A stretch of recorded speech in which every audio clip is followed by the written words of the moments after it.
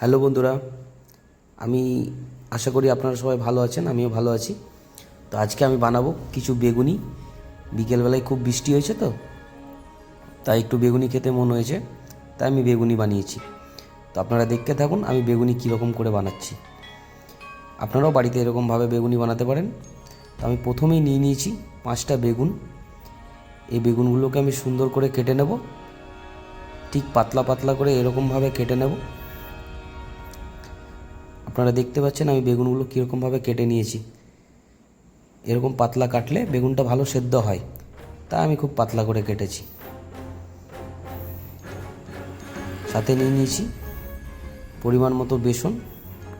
যতগুলো আমি বেগুনি বানাবো সেইভাবে আমাকে বেসন নিতে হবে। সাথে নিয়েছি একটা টেবিল চামচের কিছুটা পরিমাণ গোটা জোয়ান এবং কালো জিরে। সবকটা মেখে পরিমাণ মতো নুন দেব এবং একটু হলুদ দেব। হলুদ দিয়ে ভালো করে বেসনটা ফেটে নেব।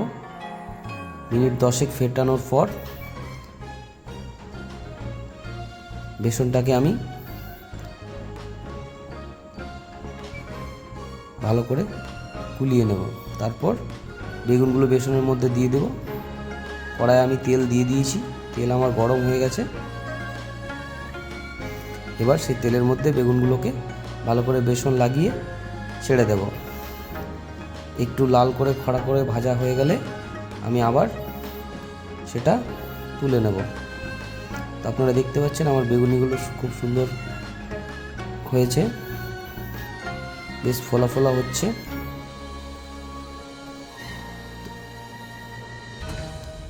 এরকম লাল করে ভেজে নিতে হবে। একটু লাল করে ভেজে নিলে বেগুনটা খুব ভালোভাবে সেদ্ধ হয়ে যায়। আর সাথে নিয়েছি 4টে কাঁচা লঙ্কা। লঙ্কারও পকোড়ি বানাবো বেসন দিয়ে। লঙ্কাগুলোকেও আমি ভেজে নিচ্ছি।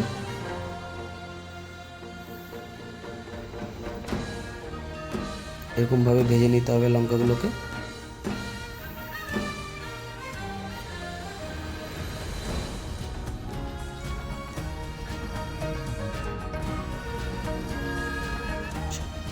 লঙ্কাগুলো ভাজা হয়ে গেছে, তুলে নেব। আমি তুলে নিয়েছি সমস্ত বেগুনি এবং ভেজে রাখা লঙ্কাগুলো।